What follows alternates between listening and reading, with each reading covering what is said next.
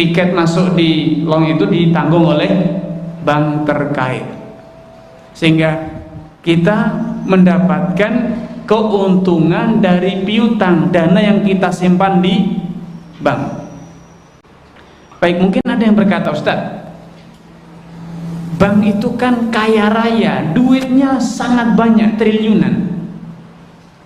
Sedangkan saya itu sebanyak-banyaknya duit saya, kalau dibandingkan dengan bank, saya itu bisa dikatakan sebagai orang miskin, bank itu sebagai konglomerat. Masa saya ngutangi bank? Masa saya ngutangi bank? Yang betul mungkin bank ngutangi saya, bukan saya ngutangi bank. Ya, itu omongan yang tidak ada artinya. Kenapa? Karena secara de facto kita pemilik dana kita serahkan kepada bank, dan dana tersebut dijamin aman 100%. Apapun yang terjadi pada bank, dana kita tidak akan berkurang. Banknya kebakaran, kerampokan, apapun yang terjadi, dikorupsi, gagal proyeknya, pokoknya dana nasabah itu aman. Maka ini adalah hakikat dari al-qardu. Kita mengutangi, dan hutang piutang itu tidak selalu dari kaya kepada si miskin. Betapa sering orang kaya hutang kepada orang miskin, ya. Itu sepanjang sejarah orang kaya berhutang kepada orang miskin itu banyak. Kalau di daerah, di desa-desa misalnya, para pedagang, para tengkulak itu biasanya orang kaya, juragan dia. Seringkali beli hasil panen petani, bayarnya berutang. Ya, bawa dulu hasil panennya, besok 2 hari, sepekan baru dibayar. Itu biasa seperti itu. Hutang dulu. Para pengusaha, para pemborong, seringkali juga utang dulu. Ya, ambil barang dulu, bon dulu, nanti akhir bulan baru bayar. Itu biasa. Sehingga tidak ada kaidah, tidak ada dalil yang memastikan bahwa yang berutang itu pasti miskin, sedangkan yang mengutangi pasti lebih kaya. Itu tidak ada dalilnya, ya. Utang itu bisa dilakukan oleh siapa saja kepada siapa saja. Bahkan dulu Az-Zubair ibnul Awwam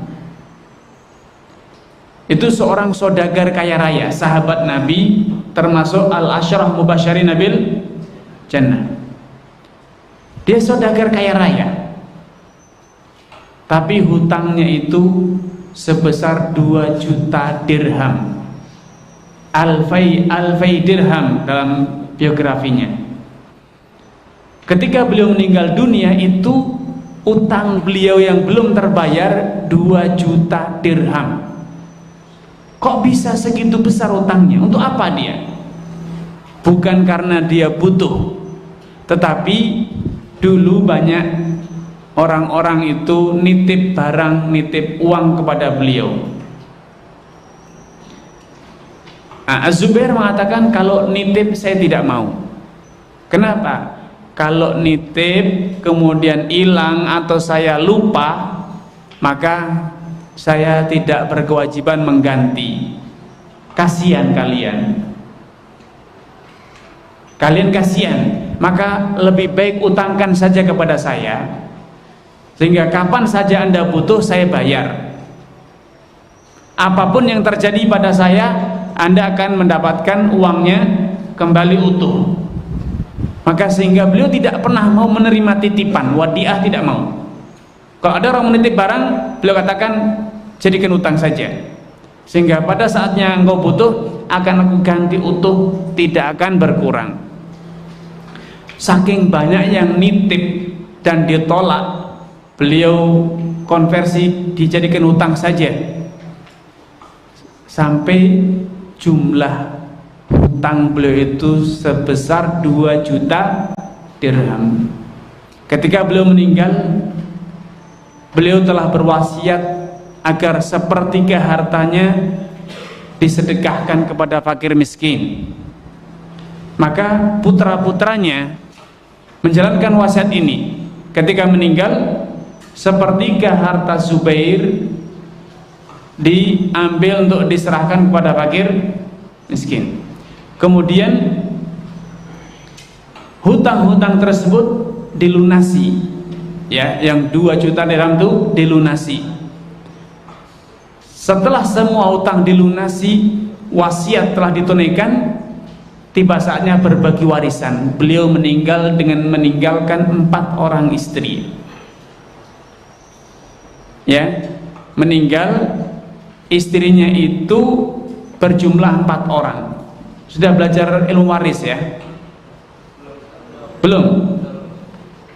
Kalau kita belajar faraid, ilmu waris, hak istri itu kalau suaminya punya anak, haknya hanya 1/8. Walahunna rubu'u mimma taraktum illam yakul lakum walad fa in kana lakum waladun falahunna thumunu mimma taraktum. Mereka hanya mendapatkan 1/8.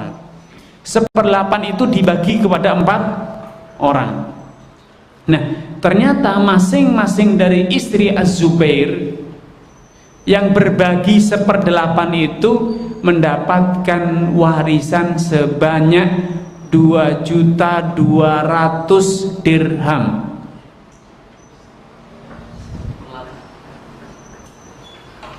Itu warisan masing-masing istrinya. Jadi kalau keempatnya dikumpulkan, 1/8 warisannya Zubair itu sebesar berapa? 8.800.000 dirham. Nah, yang bawa HP punya internet, 1 dirham itu berapa rupiah? 1 dirham itu berapa rupiah? Hah? Tanya itu di gerai dinar, ya. Berapa yang punya akses internet? Nilai 1 dirham.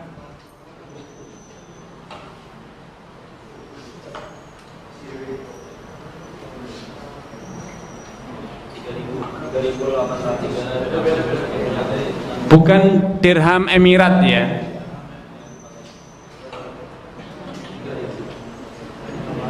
Satu dirham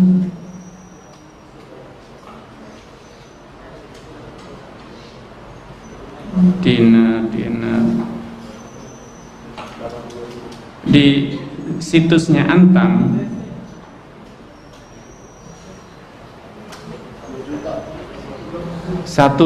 itu 1 dinar itu 1 dirham. 1 dirham itu kisaran 70.000 rupiah. Ya, 80.000. Ya, betul itu. Itu 1 dirham.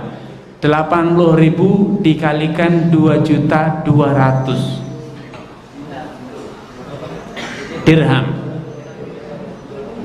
Berapa warisan masing-masing istrinya Az-Zubair? Jangan besar-besar lah. Hah? 200 miliar. Ya, 2.200.000 dirham. Kalau 1 dirhamnya itu 80.000, maka betul sekitar berapa? 200 miliar. Betul. Atau 20 miliar. Satu istri 48 miliar warisannya. Kalikan 4, berarti berapa? 4 istrinya hampir 200 miliar. Itu 1/8-nya. Kalau dikali 8, 200 itu berarti hartanya Zubair 1,6 triliun. Itu sudah dipotong 1/3. Itu baru 2/3-nya itu. Kalau tidak dikeluarkan 1/3-nya, maka berarti akan ketemu angka 2 triliun, 2,4 triliun. Makanya wajar istrinya 4. Ya. Lah kalau untuk gaji ustadz saja cuma 5 juta, mau punya istri 4, makannya berapa? 1,5 juta istri masing-masing istri, makanya pada minta cerai. Kalau istrinya Zubair tidak minta cerai, karena kalau suaminya mati warisannya berapa tadi? 48 miliar, maka dia bisa tidur berselimutkan emas, makan berselimutkan berpiringkan emas, ya, maka tidak minta cerai. Jadi dalam membaca sejarah, membaca hadis, kadang kita itu baru membaca separuh, buru-buru praktek, ya. Istrinya Nabi ini, biar yang sudah menikah siapa? Dari tidak ada ya, ustadznya aja yang menikah. Nafkahnya Nabi kepada istrinya disebutkan oleh banyak para ulama dalam riwayat Muslim, Ibnu Hazm juga yang lainnya menyebutkan bahwa Nabi itu kalau memberi nafkah kepada istrinya itu setahun sekali, diberikan setahun sekali tunai di muka. Berapa nafkahnya? Nafkahnya itu 10 ton korma dan 2 ton gandum. Nafkahnya. Jadi jangan dikira Nabi itu memberi nafkah sedikit. Nafkah istri Nabi itu 2 ton gandum, 10 ton korma. Kalau keluarga kita masak nasi nanti pulang, amatin Bu, sehari masak berapa kilo Ibu? Paling 1 kilo. Itu sudah buat makan 3 kali satu keluarga. Setahun berapa? Hanya 360 kilo. Gitu poligami lagi. Istrinya Nabi itu masing-masing dapat jatah nafkah 10 ton. Kalau 10 ton itu berarti kan 10.000 kilo. Perharinya berapa kilo itu? Perharinya berapa kilo? 10.000 dibagi 360. Dalam untuk gandumnya 2.000 kilo gandum. 2.000 kilo atau 2 ton. Itu nafkah beliau. Makanya wajar istrinya 9. Lah kalau kita setiap hari cuma sekilo, setahun cuma 360 kilo nafkahnya, itu pun tidak nyampe ya. Banyak yang cuma masaknya setengah kilo. Sehingga nafkah setahunnya itu hanya berapa? 180 kilo. Pengen punya istri 4. Masya Allah ya. Jadi istri kita itu zuhud luar biasa. Ibu-ibu kalian itu luar biasa qanaahnya. Istrinya Nabi itu dapat 10 ton gandum korma, 2 ton gandum, itu masih minta tambahan. Makanya sampai Nabi marah, mereka dihajar, diboikot, tidak diajak bicara selama 1 bulan. Kemudian puncaknya mereka diberi pilihan, mau hidup akhirat atau mau dunia. Kalau mau dunia mau dikasih harta tapi dicerai. Kalau akhirat dipertahankan dengan nafkah yang segitu. Maka semuanya sepakat milih akhirat, hidup bersama Nabi. Apakah istri Nabi itu tamak, rakus, perutnya besar semua, buncit semua? Tidak. Tetapi mereka itu dermawan. Walau punya nafkah segitu banyak, tetapi habis disedekahkan. Sehingga kadang ada hari-hari di mana Aisyah itu sudah tidak lagi punya kurma. Ada wanita datang dengan 2 anaknya untuk minta santunan kepada Aisyah.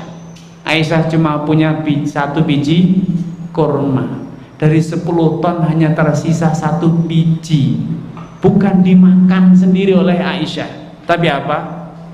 dia sedekahkan, dia gunakan untuk menyantuni orang lain. Istri Nabi itu berlomba-lomba, bukan beli kalung besar, tetapi berlomba-lomba sedekah sampai akhirnya habis semuanya.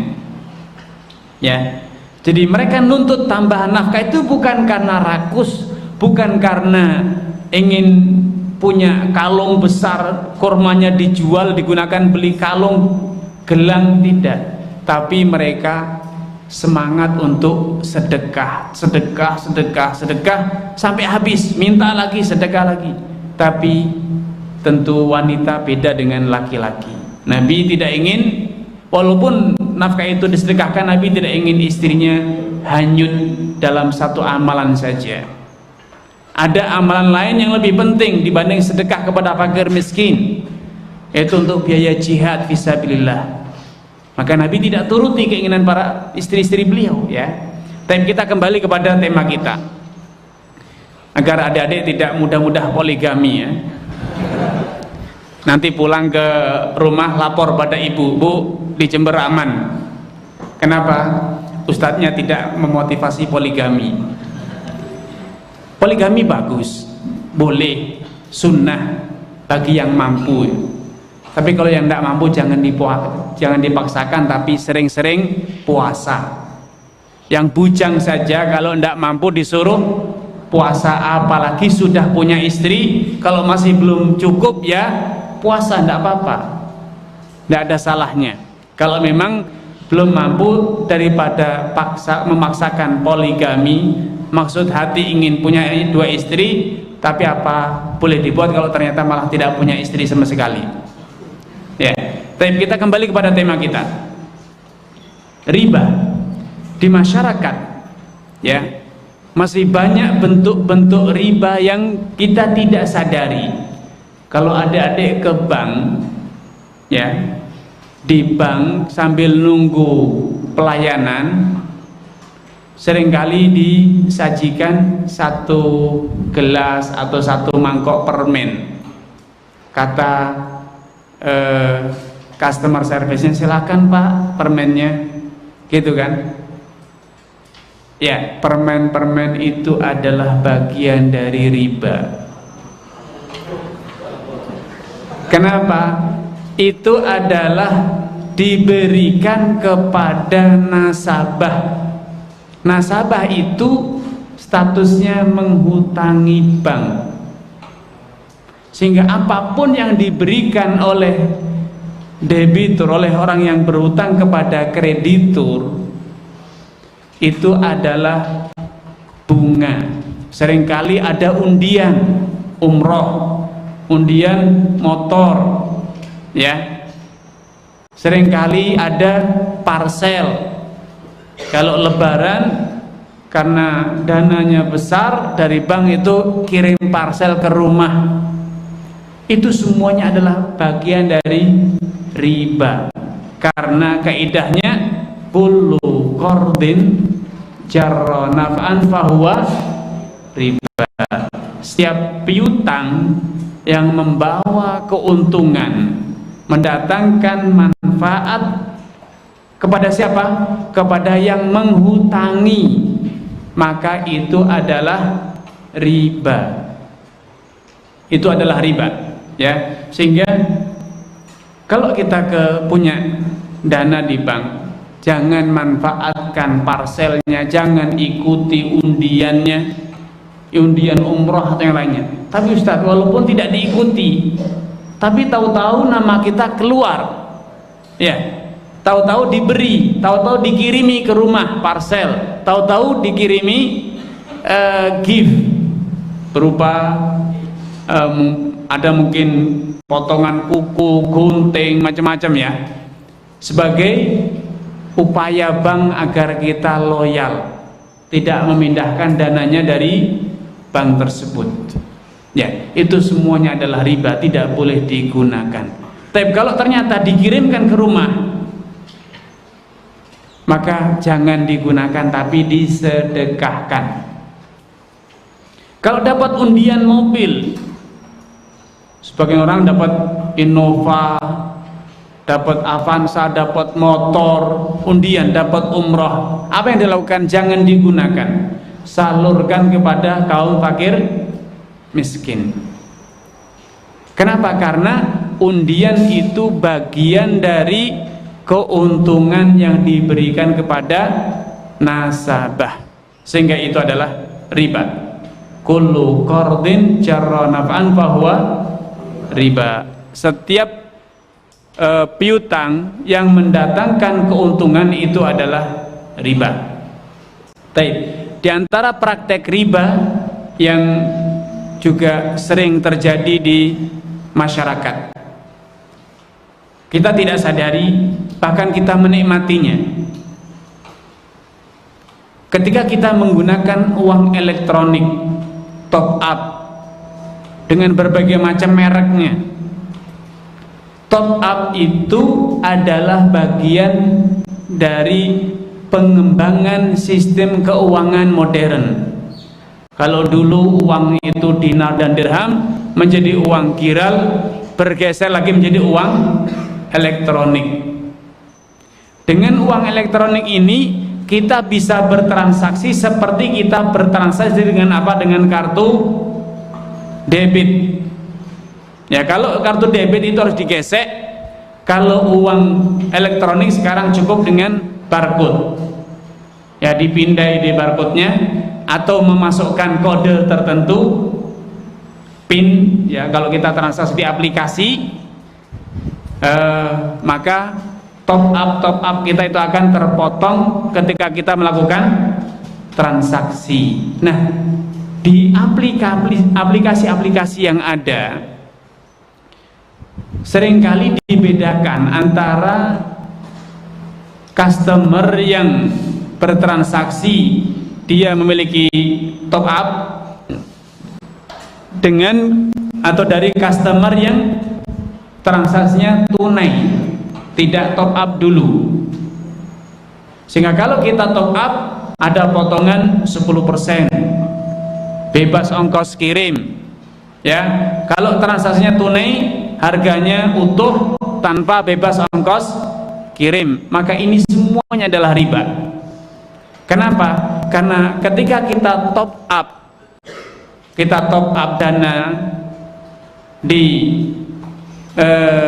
akun kita, itu sama saja ketika kita menyimpan dana di rekening. Kemudian kita bertransaksi dengan kartu debit kita atau kartu kredit kita. Ya. Dan tadi di awal sudah disampaikan bahwa adanya diskon-diskon yang diberikan kepada nasabah-nasabah perbankan,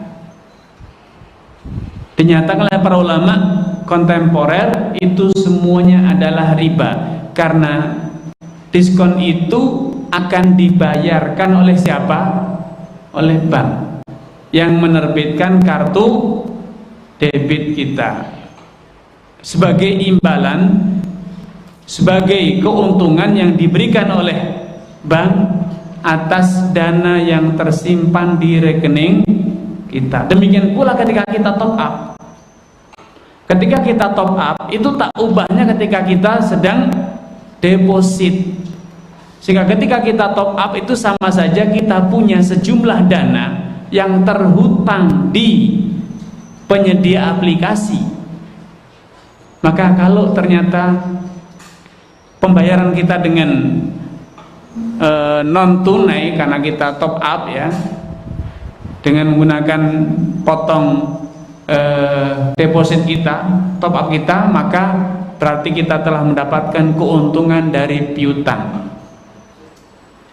Kok piutang? Ya, dana kita itu oleh penyedia aplikasi apapun mereknya, itu 70%-nya itu akan disimpan di BI, dan dana tersebut karena tersimpan di BI akan ada bunganya. Bunganya itu akan dipakai, diambil oleh siapa? Pemilik aplikasi. Sedangkan yang 30% itu akan digunakan, akan dikelola oleh pemilik aplikasi untuk membiayai berbagai macam transaksi yang terjadi di aplikasi tersebut. Bahkan seperti yang dari sini, ada yang pakai aplikasi itu enggak? Ada yang menggunakan aplikasi. Di aplikasi-aplikasi itu seringkali juga ada pembiayaan. Ya, kita bisa beli tanpa punya uang, tanpa melakukan bayaran, akan diutangi oleh aplikasi itu. Dari mana aplikasi itu menyediakan dana untuk ngutangi pengguna aplikasi? Dari 30% dana yang terkumpul, terakumulasi, itulah mereka kemudian melakukan pembiayaan pada pembelian sebagian pengguna aplikasi, ya. Sehingga dari situ pemilik aplikasi kembali lagi mendapatkan keuntungan karena pasti ada bunganya. Ya, kalau kita minta pembiayaan dari aplikasi tersebut maka akan ada bunganya. Berbagai merek aplikasi itu saat ini sudah menyediakan fasilitas kredit pembiayaan, sehingga pemilik atau pengguna aplikasi tidak lagi harus punya uang tunai atau tidak lagi harus top up, karena dia bisa Dia bisa menggunakan fasilitas pembiayaan. Sehingga dari situ adanya pembiayaan ini menjadi bukti bahwa dana yang tersimpan dengan judul top up itu sejatinya adalah piutang pengguna aplikasi atas pemilik aplikasi. Dan karena kita top up, seringkali ada program-program yang menguntungkan dalam tanda kutip, berupa bebas ongkos kirim, berupa potongan harga. Semua itu adalah bagian dari kullu qardin jarra naf'an fahuwa riba. Setiap piutang yang mendatangkan keuntungan maka itu adalah riba. Baik, di antara bentuk riba modern adalah berkebun emas. Pernah dengar? Ya, pernah dengar berkebun emas? Yaitu kita membeli emas secara online. Kita bayar, beli 1 gram, 2 gram, 1 gram, 2 gram, terus kita bayar. Kita transfer, tapi emasnya tidak pernah kita terima. Kita hanya mendapatkan bukti pembelian. Hanya dapat apa? Bukti pembelian. Nanti pada saatnya kalau kita butuh, kita bisa jual kembali uang emas tersebut dengan nilai jual pada saat kita menjual. Bisa untung, bisa rugi, bisa naik, bisa turun harganya. Ini jelas-jelas tidak boleh, haram hukumnya. Kenapa? Karena telah terjadi transaksi jual beli emas secara non tunai. Padahal syarat jual beli emas dengan uang atau dengan emas atau dengan perak, syaratnya apa? Harus tunai serah terima fisik emas. Ini emasnya, ini uangnya. Tapi itu tidak terjadi.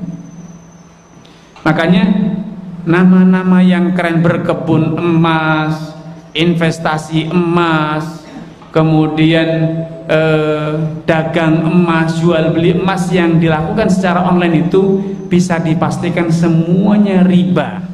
Semuanya riba karena tidak pernah terjadi serah terima fisik emas. Yang ada hanya data, permainan data. Kita dianggap sudah punya sekian gram, punya sekian gram, nambah sekian gram, nambah sekian gram, tapi kita tidak pernah menerima fisik emas secara real, secara nyata.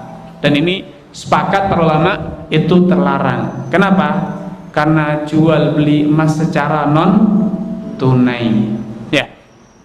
Baik, terakhir sebelum dibuka tanya jawab, di antara bentuk-bentuk transaksi riba modern ya, transaksi riba modern adalah jual beli falas secara non tunai, jual beli mata uang asing, ya, valuta asing secara non tunai.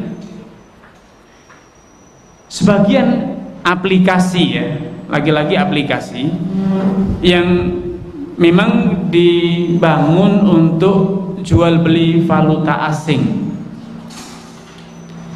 melakukan layanan atau memberikan layanan jual beli valuta asing tapi secara non tunai. Kita ingin dolar, bisa beli dolar sekarang, kita bayar hari ini, tetapi dolar yang kita beli baru bisa dieksekusi, baru bisa dicairkan kapan? 3 hari minimal 3 hari. Nah, ini namanya jual beli uang dengan uang tapi secara non tunai. Itu tidak boleh.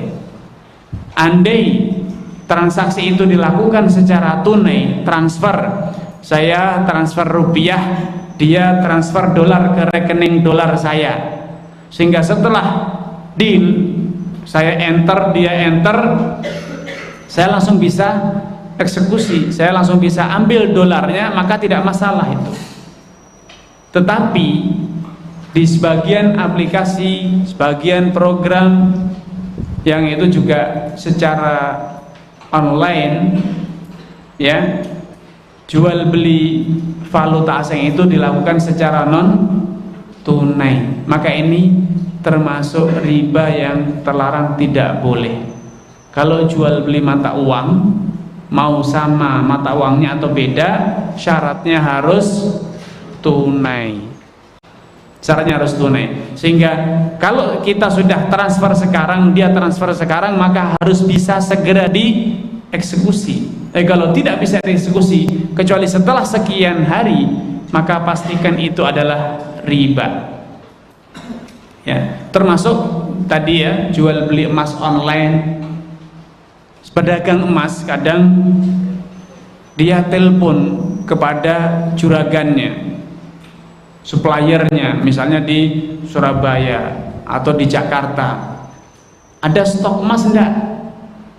Ada, saya beli dulu, berapa? 1 kilo, dan transfer dia.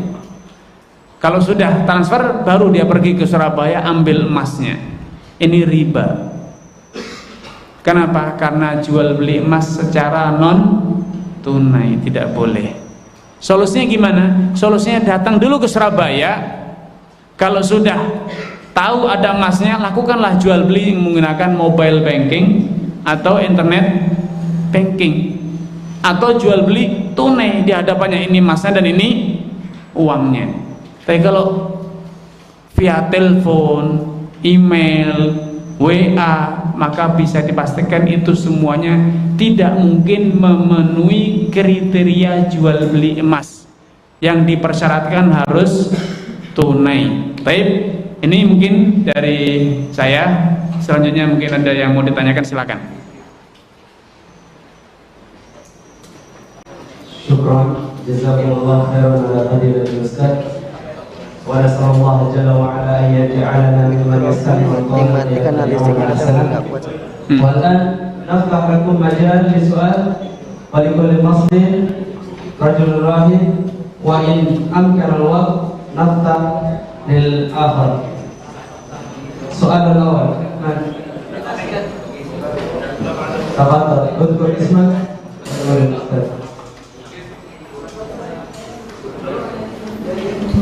Assalamualaikum warahmatullahi wabarakatuh. Jazakallahu khair, semoga Allah kita di dalam surganya. Saya ingin bertanya. Jadi ada di suatu tempat, terus dia memonopoli tempat penjualan tersebut. Terus dia melarang di daerah itu, dia memonopoli, terus dia melarang di daerah tersebut untuk berjualan. Terus dia menetapkannya dengan harga yang sangat tinggi. Bagaimana?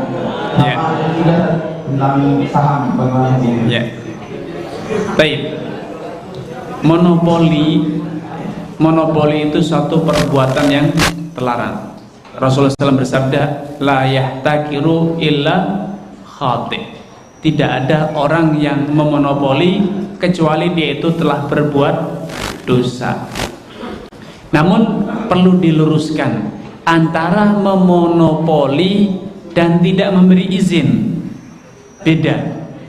Monopoli itu adalah dengan cara menimbun sampai akhirnya stok barang di pasar menjadi langka. Kalau sudah langka baru dijual kembali dengan harga yang tinggi, itu namanya monopoli. Adapun kalau kita punya mall, bangun mall, kemudian saya tidak sewakan ruko-ruko di situ kecuali kepada orang-orang tertentu, apakah ini monopoli? Tidak, ini bukan monopoli.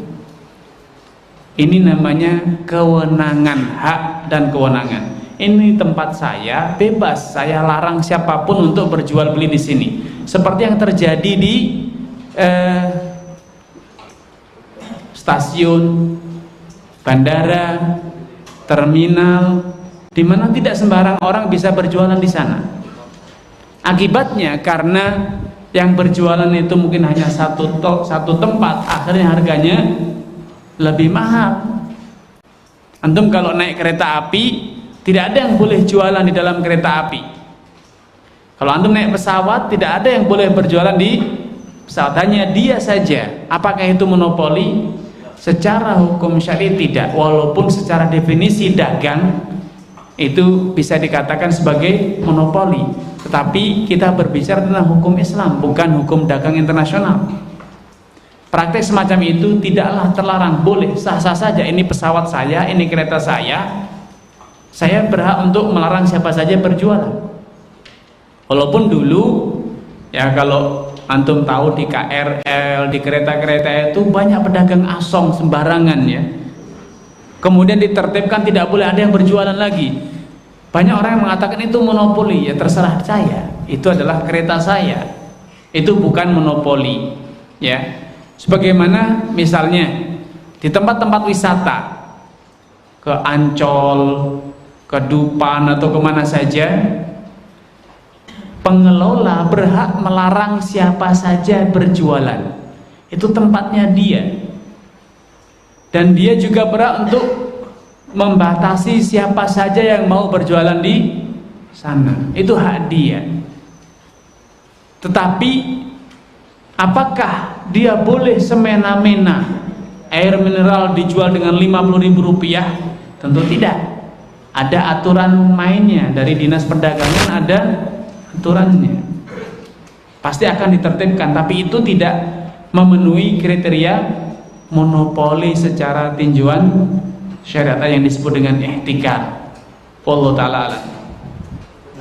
Yang kedua apa tadi? Tentang saham. Saham itu butuh 1 pekan. Karena saham itu intinya adalah surat kepemilikan atas perusahaan. Ya, saham itu adalah surat kepemilikan seperti BPKB, SHM, surat hak milik tanah. Ya, saham SHM itu surat hak milik, sertifikat hak milik tanah. Saham pun demikian, itu adalah surat yang membuktikan bahwa pemiliknya adalah pemilik perusahaan. Tapi bukan semua perusahaan, dia hanya memiliki beberapa persen dari perusahaan tersebut. Hukum asalnya boleh, asalkan perusahaannya adalah perusahaan yang halal. Seperti halnya punya sertifikat tanah, boleh enggak? Boleh. Memiliki IMB boleh. Tapi kalau ternyata IMB itu untuk gedung prostitusi, ya haram hukumnya. Sama, perusahaan kalau ternyata bergerak di bidang yang haram, memproduksi rokok, minuman keras, ya hukumnya haram. Taib. Namun saham itu kompleks ya, bukan hanya seperti itu saja. Ini hanya sekedar contoh, dan itu model saham yang paling banyak. Ada namanya saham preferen, saham kosongan, saham tapi kosong, tidak punya nilainya, karena pemegang saham ini tidak pernah store modal. Dia hanya dapat keuntungannya saja.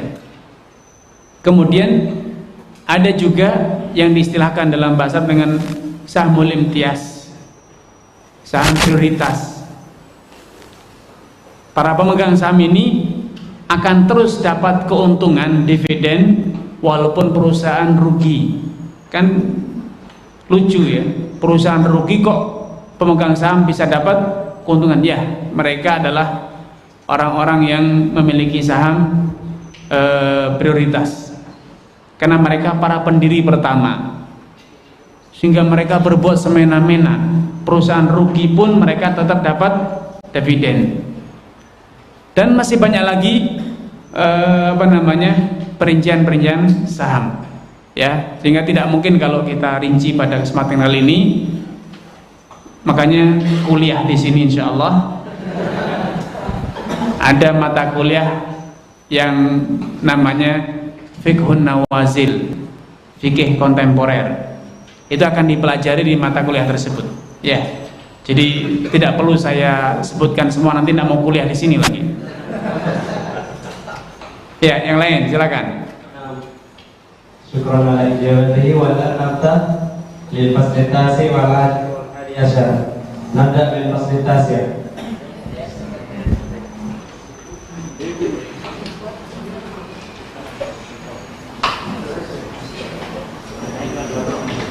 Assalamualaikum warahmatullahi wabarakatuh. Yang saya Fauzan, pertanyaan, ketika bertransaksi di toko menggunakan kartu debit bank A, oleh pihak toko dikenakan biaya 2% karena mesin yang ada di toko hanya ada yang dari bank B. Bank lain, ya. Ya, yang EDC-nya dari bank lain, sehingga ketika kita menggunakan EDC itu akan dibebani biaya 1%, ya. Bagaimana hukumnya penambahan biaya persen itu? Ya, menambah itu tidak masalah karena itu bukan bunga, itu justru malah belanja dengan harga lebih mahal. Ya, bunga itu adalah keuntungan yang didapat oleh penghutang yang menghutangi atau kreditur. Nah, pemilik rekening itu kan dia sebagai kreditur yang punya dana. Ketika dia dibebani biaya administrasi, berarti dia tidak dapat keuntungan, justru malah rugi. Maka itu bukan riba, tidak masalah itu. Ya, lanjut yang lain. Walan lifaslihat ya Syekh.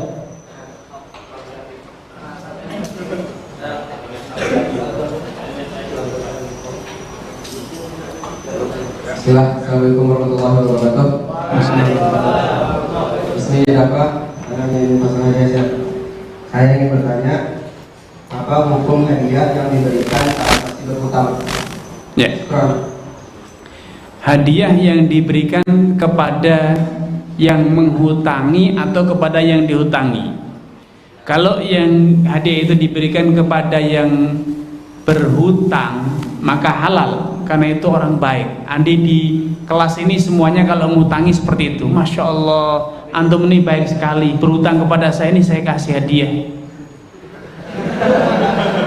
Ya, menghutangi merasa senang, kasih hadiah.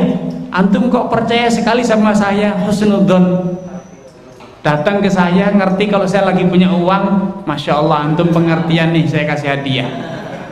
Maka ini tidak apa-apa, halal ya. Tetapi kalau yang terjadi sebaliknya, antum kok baik hati sekali, si anak cari hutangan ke sana kemarin tidak ada yang ngasih.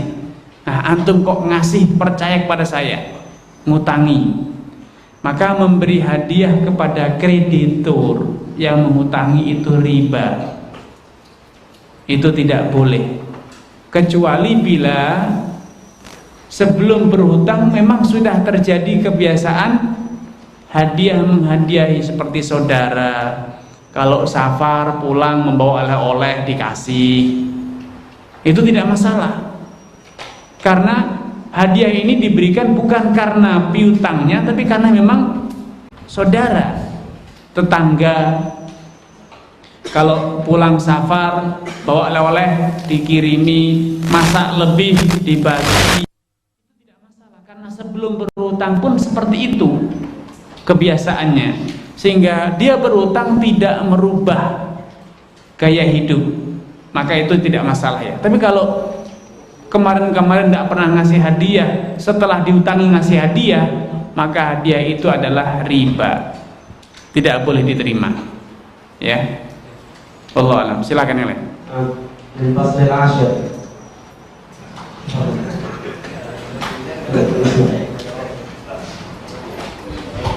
Assalamualaikum warahmatullahi wabarakatuh. Waalaikumsalam. Ismi Faisal bin Fasil Ashir. Tanya saya, misalnya saya membeli motor ke orang, kemudian saya memberi uang jaminan sebagai tanda bahwa saya pasti akan mengambil motor tersebut. Tanda jadi ya? Sebagai tanda jadi. Uang jaminan. Iya. Tanda jadi. Dan menjual, dia akan menjual barang tersebut ke orang lain. Tapi jika saya tidak jadi membeli motor tersebut, uang jaminan Hangus. bisa diambil menjual. Ya hangus. Apa hukum uang jaminan tersebut? Ya, itu namanya disebut apa? Porskot DP. Ya, atau dalam bahasa Arab disebut urbun. Ya, para ulama berbeda pendapat tentang urbun, tentang uang porskot, tanda jadi atau DP tersebut. Sebagian ulama mengatakan itu tidak boleh karena itu berarti mendolimi, memakan harta saudaranya tanpa alasan. Tidak jadi beli kok uangnya tetap diambil. Tapi Al-Imam Ahmad bin Hanbal mengatakan itu halal, boleh. Kenapa demikian? Karena ketika calon pembeli tadi yang sudah bayar DP, perskot, uang tanda jadi itu ternyata batal beli, itu telah menyebabkan kerugian kepada penjual. Kenapa? Kehilangan momentum. Kemarin ketika dia umumkan mau jual motor, banyak orang berminat, mau nawar. Ternyata penawaran semua itu ditolak gara-gara siapa? Gara-gara antum. Bahkan antum sudah meyakinkan akan membeli dengan cara memberi uang DP, uang tanda jadi. Maka si penjual kehilangan momentum untuk bisa menjual barang itu kepada calon pembeli lain. Bisa jadi ketika antum batal, dia betul-betul kesulitan untuk menjual lagi. Maka sebagai kompensasi atas kehilangannya momentum menjual ini, maka boleh diganti rugi dengan bentuk apa? Mengambil dan tidak mengembalikan perskot itu. Di zaman Umar bin Khattab, beliau pernah menugaskan kepada Nafi' ibn al-Harith untuk membeli rumahnya salah seorang sahabat, ya, yang akan digunakan sebagai perluasan rumah tahanan, ya. Namun beliau yang mendapatkan tugas membeli rumah ini belum bisa memastikan apakah betul-betul membeli atau tidak.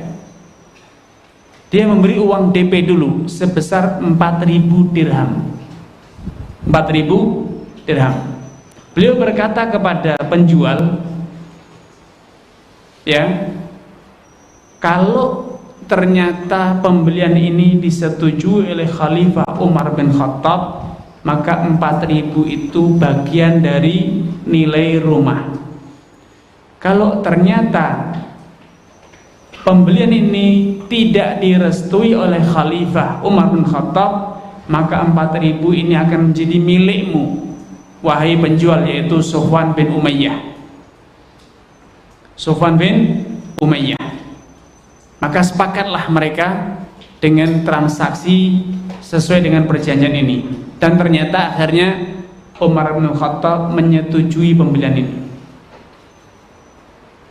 Walau demikian, tidak ada satu sahabat pun yang menentang praktek ini, yang mengingkari adanya kesepakatan antara Nafi' bin Harith dengan Sufwan bin Umayyah atas restu siapa? Khalifah Umar bin Khattab. Maka berdasarkan riwayat ini yang sahih, Al-Imam Ahmad berfatwa memberlakukan persyaratan atau kesepakatan hangus uang muka, hangus DP, hangus persekot itu boleh. Ya, sedangkan jumhur mengatakan tidak. Mereka berpegangan dengan hadis naha Rasulullah SAW an bai'il urban atau an bai'il urbun. Nabi melarang jual beli persekot. Tapi riwayat hadis ini lemah.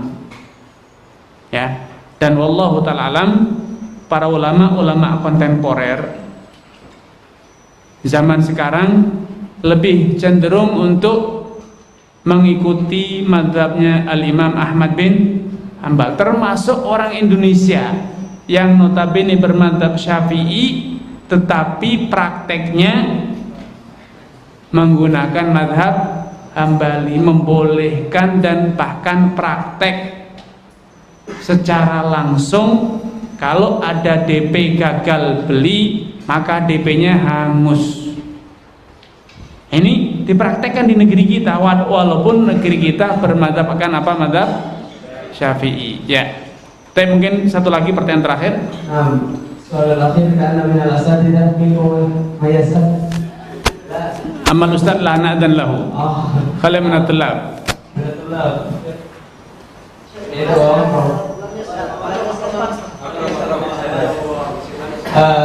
nu'ti al-majnal liman lam yas'al min qabl. Baik. Ikut isma kemudian fasal. Assalamualaikum warahmatullahi wabarakatuh. Nama saya Fawaz dari kelas 11. Saya mau nanya, jadi kita kan nggak boleh pakai misalkan uang di aplikasi itu karena kurang untung. Jadi misalkan kita beli sesuatu kalau pakai cash, kita misalkan 100.000 tapi pakai aplikasi jadi 90.000 itu nggak boleh. Ya. Tapi misalkan kita pakai yang dari top up itu, tapi harganya sama yang dari cash itu gimana? Boleh? Kalau tidak ada diskonnya, lagi tidak ada promo top up atau tidak top up, maka harganya sama, maka tidak masalah. Karena yang dipermasalahkan atau yang dikatakan riba itu kalau ada keuntungan. Nah, kalau tidak ada keuntungan karena harganya sama, maka halal, tidak masalah. Jadi masalahnya itu bukan secara mutlak, tetapi haram ketika ada promo, potongan harga, diskon ataupun bebas ongkos kirim, atau mungkin dapat hadiah. Kalau top up beli satu dapat dua. Tapi kalau tidak top up beli satu ya tetap dapat satu. Maka ini namanya riba. Kenapa? Karena kita mendapatkan keuntungan gara-gara kita telah top up terlebih dahulu, sehingga kita mendapatkan keuntungan dari piutang kita karena dana kita tersimpan di aplikasi tersebut. Wallahu ta'ala.